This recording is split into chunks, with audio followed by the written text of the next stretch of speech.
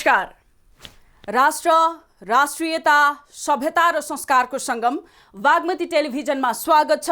म रेखा श्रेष्ठ। समादरणीय दर्शकवृन्द, टेलिभिजनको पर्दामा देखिने दृश्य र प्रस्तुति सबै सत्य र तथ्यमा आधारित हुन्छन् भन्ने दावी गर्नु तपाईमाथि अन्याय गरेको ठहर छ। तथापि हामी तपाईलाई विश्वास दिलाउन चाहन्छौँ, हाम्रो यो प्रस्तुति सत्यको नजिक पुग्नेछ, तथ्य प्रस्तुत गर्दा चुक्ने छैन र यथार्थ खोज्ने कुरामा कन्जुसै गर्ने छैन। हामी चाहन्छौँ कार्यक्रम वार रुम प्रत्येक नेपालीको चुला चौकादेखि गाँस, बाँस र कपाससम्म सँगसँगै हिँड्न सकोस् र तपाईको लक्ष्य प्राप्तिको कोसेढुङ्गा साबित होस्। त्यसैले पनि हामी तपाईसँग अनुरोध गर्दछौँ, आउनुहोस्, हरेक समस्याको समाधान मिलेर खोजौँ। बेथिति, अनियमितता र भ्रष्टाचारको जरो किलौ खेलौँ र एउटा सभ्य समाज निर्माणको पहरेदार बनाऊ।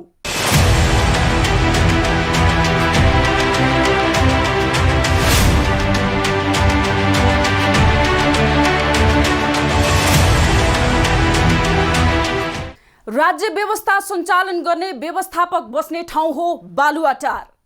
नीति नियमको परिपालन गराउने कुशल शासकको निवास भनेर परिचित छ बालुवाटार।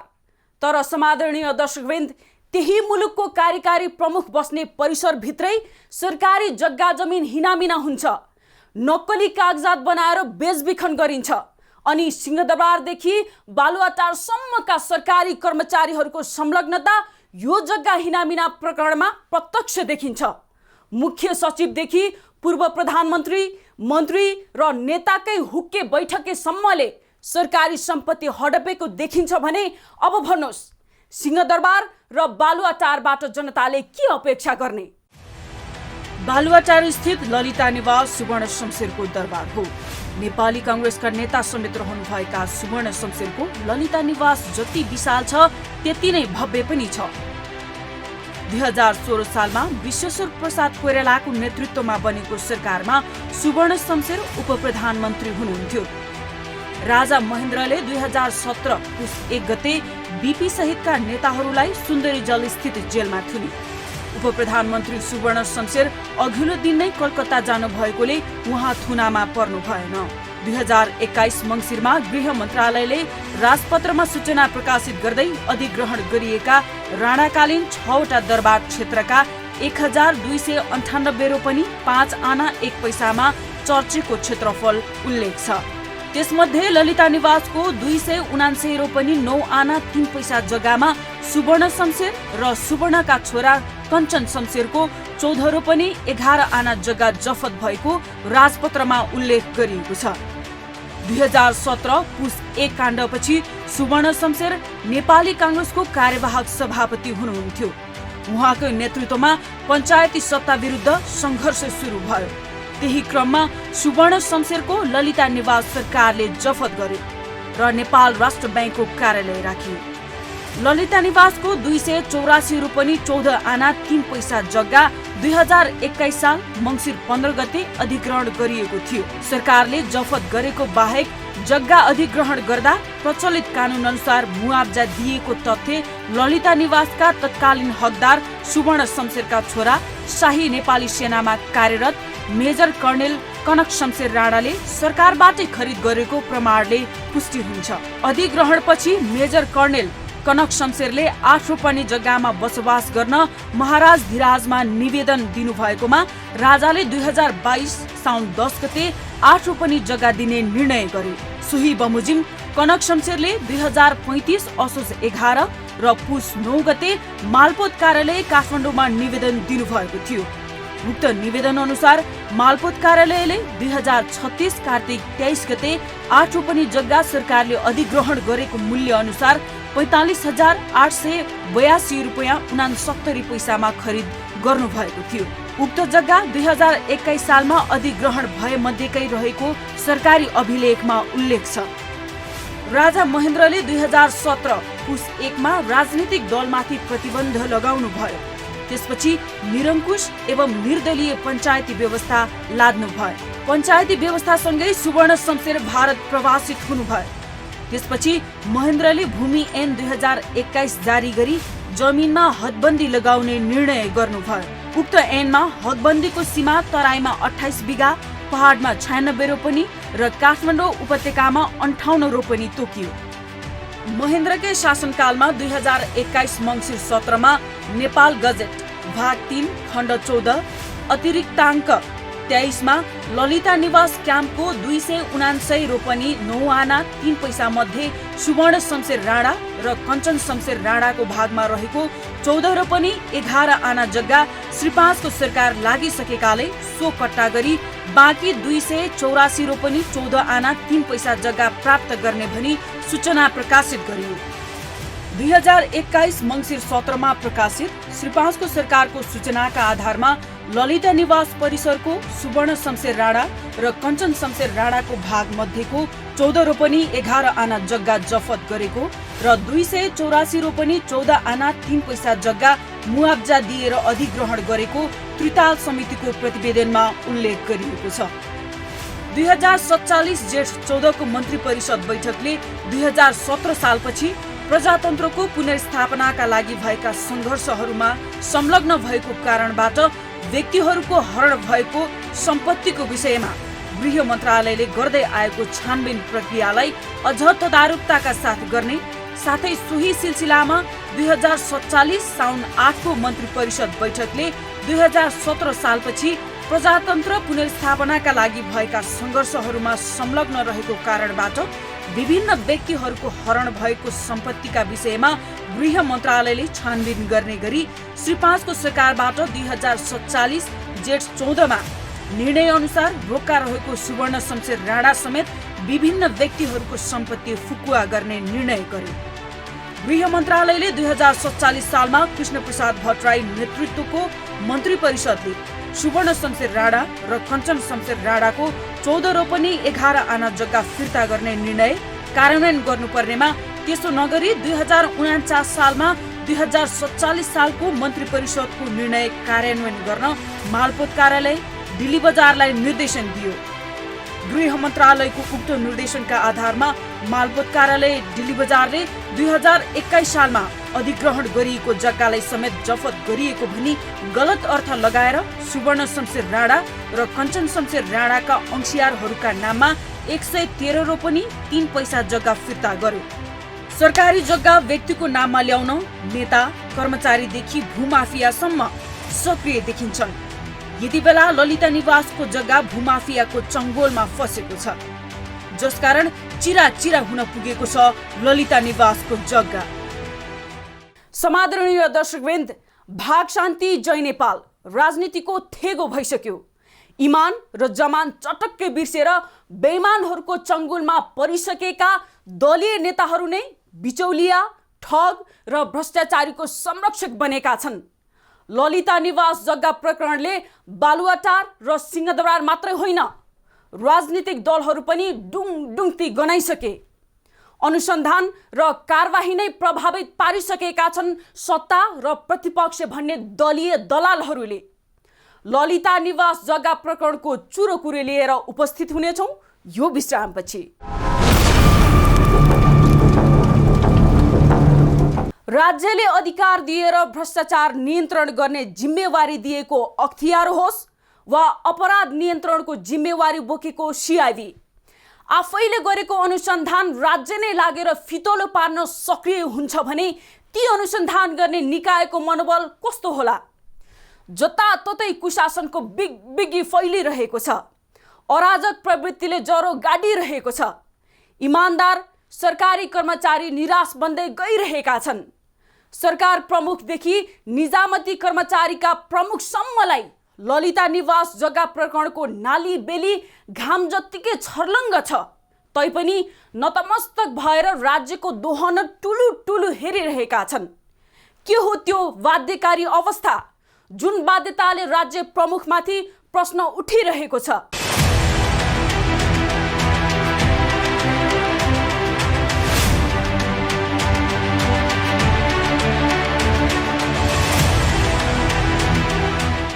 1986 सालदेखि 89 सालसम्म प्रधानमन्त्री हुनुभएका श्री 3 महाराज भीम शमशेरले किनेको र पछि उहाँका शाखा सन्तानमा हस्तान्तरण हुँदै आएको बालुवाटारको 279 रोपनी जग्गा र त्यहाँ निर्मित दरबार आजभोलि ललिता निवास भनेर चर्चित छ।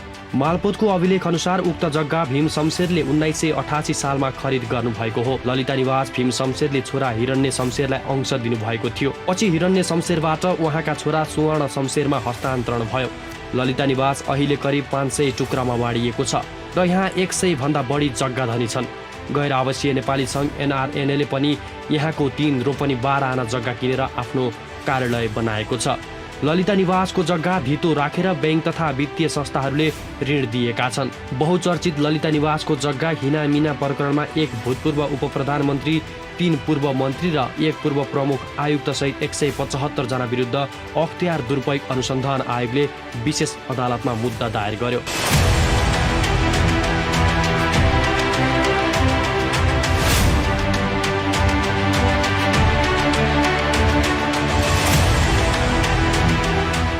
पूर्व उपप्रधानमन्त्री सहित 3 मन्त्री, 3 पूर्व सचिव, 5 सहसचिव र 6 उपसचिव विरुद्ध पनि मुद्दा चलाइयो। 2066-67 मा प्रधानमन्त्री, प्रधान न्यायाधीश र सभामुखको सरकारी निवास विस्तार गर्ने क्रममा भूमाफियालाई कानुन विपरीत जग्गा सट्टा भर्ना दिने, 2069 मा ललिता निवासको जग्गामा नक्कली टिकिन्सा गुठी खडा गर्ने र गुठीमा नक्कली मोही देखाएर भूमाफियालाई जग्गा दिने निर्णयमा संलग्न राजनीतिक व्यक्तिलाई उन्मुक्ति दिने चलखेल अहिले सुरु भइरहेको छ। CIB ले अनुसन्धान टुङ्ग्याएर सरकारी वकिलको कार्यालय काठमाडौँले अदालतमा मुद्दा दायर गरिसक्नुपर्ने कानुनी हदम्याद आगामी पुस 27 सम्म छ। अनुसन्धान छिटो टुङ्ग्याउनु पर्ने दबावमा CIB छ। प्रधानमन्त्री निवास विस्तार र त्यस क्रममा जग्गा सट्टा भर्ना दिने निर्णय हाल नेकपा एकीकृत समाजवादीका अध्यक्ष माधव कुमार नेपाल नेतृत्वको भौतिक योजना तथा निर्माण मन्त्री समेत रहेका कांग्रेस नेता विजय कुमार गच्छदार, भूमि सुधार मन्त्री डम्बर श्रेष्ठ र भौतिक योजना राज्य मन्त्री सञ्जय कुमार शाह त्यस प्रकरणमा मुछिएका छन्।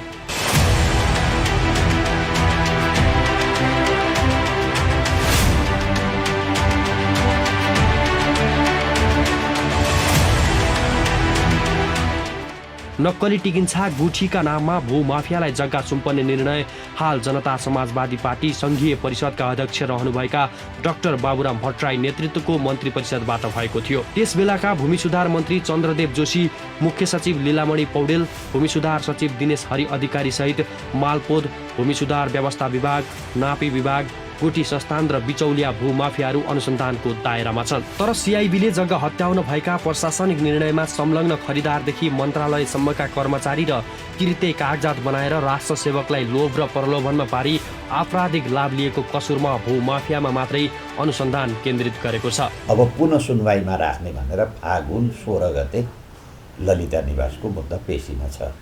अब सँगसँगै अहिले CIB ले अनुसन्धान गरेको ठगी र कृत्य त्यो मुद्दामा पनि ठुला मान्छेहरूलाई बचाउने र साना कर्मचारी र तपाईँको जसले जग्गा किने केही लेखनदासहरूलाई अहिले अनुसन्धानमा पक्रिरहेको छ।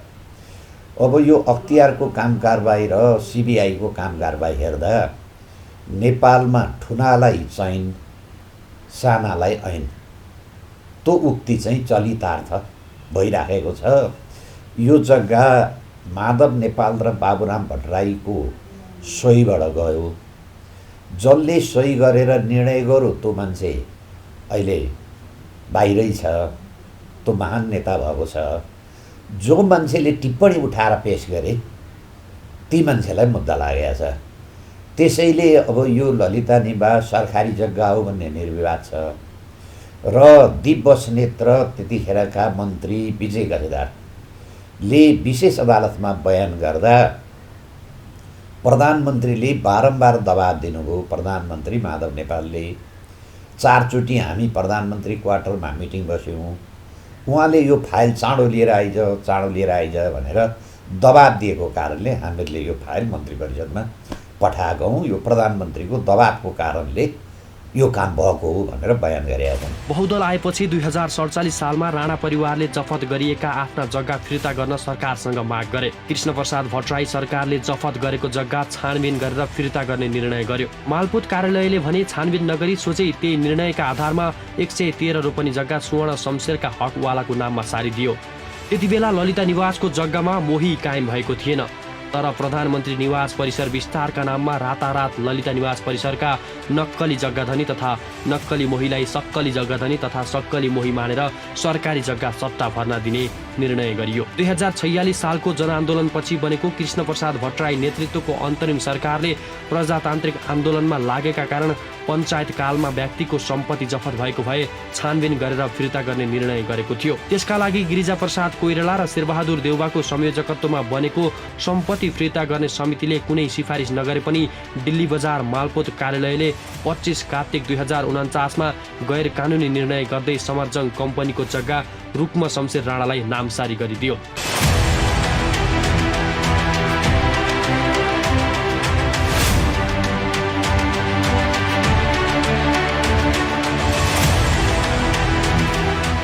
दिल्ली बजार मालपोत कार्यालयको मिसिल नम्बर 1024बाट स्वर्ण शमशेरका हकवालाहरू सुनीति राणा, शैलजा राणा र रुक्म शमशेर राणाको नाममा जग्गाको नामसारी गर्ने र अनाधिकृत व्यक्तिलाई मोही कायम गरी जग्गाधनी दर्ता श्रेष्ठ तथा प्रमाण पूर्जा बनाइदिने निर्णय भएको थियो। यसपछि विभिन्न मितिमा समरजङ कम्पनीको जग्गा गुठीमा लैजान र नक्कली मोही खडा गरेर आफू तथा परिवारको मात हत्याउन भूमाफियाहरू डाक्टर शोभाकान्त ढकाल, रामकुमार सुवेदी र मिनबहादुर गुरुङले सक्रिय भूमिका खेले। राणाहरूले जग्गा लिएपछि 2055 सालमा कतिपय मोहीहरूले हक दाबी गर्दै अदालतमा मुद्दा दर्ता गरे। ललिता निवासको जग्गा व्यक्तिको नाममा गर्ने प्रकरणको सुरुवातमा शोभाकान्त ढकाल र रामप्रसाद सुवेदी कतिपय राणा र मोहीका वारिस बनेका थिए। वारिसबाट उनीहरूले बालुवाटारको जग्गा आफ्नो नाममा ल्याए। अहिले पनि बालुवाटारको 14 रोपनी जग्गा ढकाल र सुवेदीको नाममा छ। आफ्नो नाममा रहेका र आफूले खडा गरेका नक्कली मोहीका नाममा आएका कतिपय जग्गा बालुवाटार प्रधानमन्त्री निवासको कम्पाउन्डभित्र परेपछि कुनै आधार बिना ती जग्गा आफ्नो हातमा पार्न सक्ने स्थिति थिएन। एमाले नेतृत्वको सरकार रहेका बेला 2066-67 सालमा उनीहरूले मन्त्री परिषदबाट पटक पटक निर्णय गराएर झण्डै थप 27 रोपनी जग्गा हडपे। यो बालुवाटारको सरकारी जग्गा व्यक्तिको नाममा गर्ने दोस्रो चरणको मन्त्री परिषदको निर्णय हो। त्यतिखेर उनीहरूले विष्णु पौडेललाई प्रयोग गरेर माधव नेपालको मन्त्री परिषद मार्फत निर्णय गराएका थिए।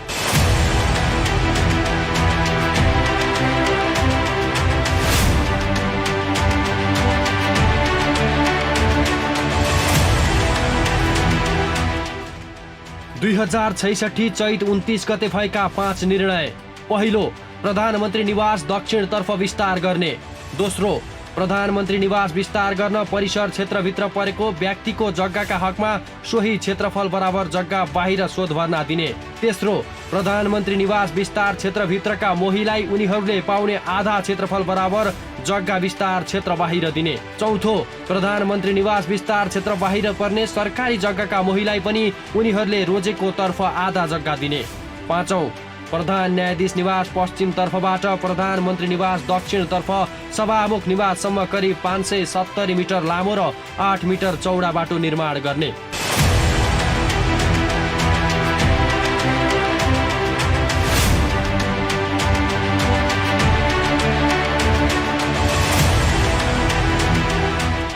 ढकाल र सुवेदीले बालुवाटारको जग्गा हत्याउन भाटभटेनी सुपरमार्केटका सञ्चालक मिनबहादुर गुरुङसँग पनि मिलेमतो गरेको देखिन्छ। गुरुङ र उनका परिवारको नाममा पनि त्यहाँको 14 रोपनी जग्गा छ। भाटभटेनी सुपरमार्केटको गोदाम पनि त्यही जग्गामा छ। नेकपा एमालेका तत्कालीन महासचिव विष्णु पौडेललाई मन्त्री परिषदबाट निर्णय गराइदिए बापत 2061 सालमा ढकाल र सुवेदीले 8 आना जग्गा उपहार स्वरूप उपलब्ध गराइएका थिए। प्रहरीको केन्द्रीय अनुसन्धान ब्युरो CIBले ललिता निवास जग्गा प्रकरणका मुख्य योजनाकार तथा भूमाफिया किटान गरिएका रामकुमार सुवेदी र उहाँकी पत्नी माधवीलाई पक्राउ गरिसकेको छ। यो प्रकरणसँग जोडिएको जुन प्रमुख व्यक्तित्वहरू हुनुहुन्थ्यो, योजनाकारको रूपमा हामीले जसलाई हेरिरहेका छौँ र थ्रु आउट हिनामिना भएको जग्गाको प्रकरणहरूमा जसको संलग्नता देखिएको छ, केही व्यक्तिहरू हाम्रो नियन्त्रणमा छ।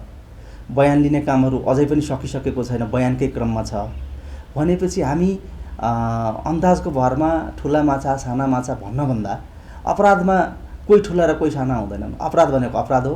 अपराधलाई कानुनले व्याख्या गरेको हुन्छ र अपराधले चाहिँ कस्तो खालको कसुर गरेकोलाई चाहिँ के सजाय हुन्छ भन्ने खालको तोकेको हुन्छ। हामी लिखत सम्बन्धी कसुरको अनुसन्धान गरिरहेको छौँ। अभियुक्त देखिएका केही व्यक्ति हाम्रो नियन्त्रणमा हुनुहुन्छ र आधार प्रमाणबाट अनुसन्धानबाट अरू व्यक्तिहरू यसमा चाहिँ सामेल भएको देखियो भने अनुसन्धानको दायराभित्र परिहाल्छ। अधिग्रहण गरिएको जग्गालाई जफत गरिएको भन्ने गलत अर्थ लगाएर ललिता निवास परिसरको 113 रोपनी 3 आना जग्गा सुवर्ण शमशेर राणा र कञ्चन शमशेर राणाका अंशियारहरूका नाममा फिर्ता गरियो। ललिता निवास जग्गा प्रकरणमा सबैभन्दा ठूलो अपराध यहीँनिर भएको छ। सरकारी स्वामित्वको जग्गा व्यक्तिका नाममा फर्काउन भूमिका खेलेका पूर्व प्रधानमन्त्री कृष्णप्रसाद भट्टराई, शेरबहादुर देउवा, माधव कुमार नेपाल, बाबुराम भट्टराई, तत्कालीन उपप्रधानमन्त्री विजय कुमार गच्छेदार र मन्त्रीहरू डम्बर श्रेष्ठ, चन्द्रदेव जोशी लगायतका सम्बन्धित कर्मचारीहरूले कानुनी एवं नैतिक जिम्मेवारी लिनुपर्छ। नक्कली जग्गाधनी र मोहीका नाममा सरकारी स्वामित्वको 14 रोपनी भन्दा बढी जग्गा नक्कली मोही र नक्कली जग्गाधनीका नाममा दर्ता गर्ने मन्त्री परिषदको निर्णय कानुनी व्यवस्था एवं नैतिक मूल्य विपरीत छ। गैर कानुनी निर्णय गरेर वा निर्णयको गलत अर्थ लगाएर सरकारी जग्गा व्यक्तिका नाममा लैजाने निर्णयहरू अपराधजन्य र अक्षम्य छन्। ललिता निवास परिसरको सुवर्ण शमशेर राणा र कञ्चन शमशेर राणाको अधिग्रहण गरिएको सम्पूर्ण जग्गा अविलम्ब नेपाल सरकारको नाममा फर्काउन जरुरी छ। सरकारी सम्पत्ति हिनामिना गर्नमा भूमिका खेल्ने जो कोहीलाई कानुनी कठघरामा उभ्याउनु पर्छ।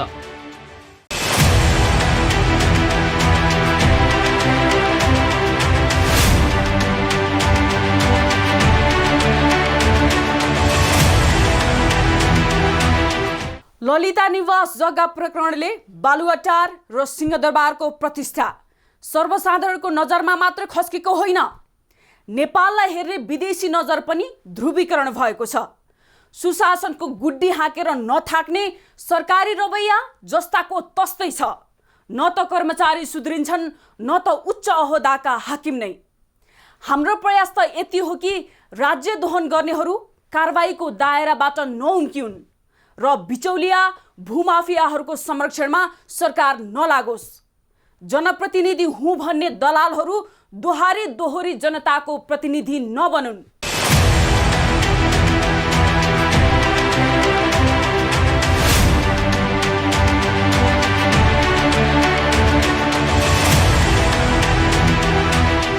विकृति, विसङ्गति र भ्रष्टाचार हाम्रा दुश्मन हुन्।